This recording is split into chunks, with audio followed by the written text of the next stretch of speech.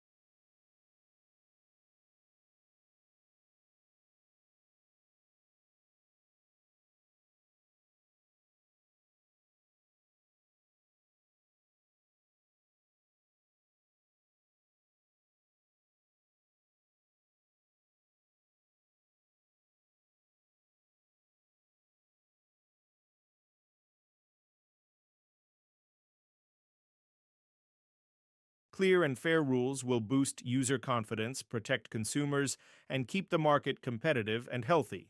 However, there's also a risk.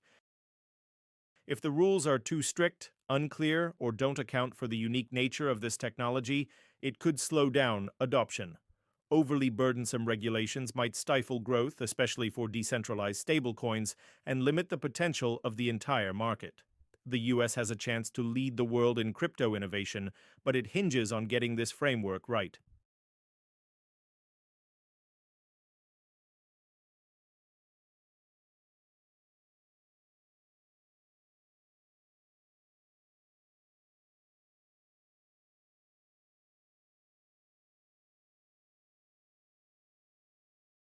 What are your thoughts on this?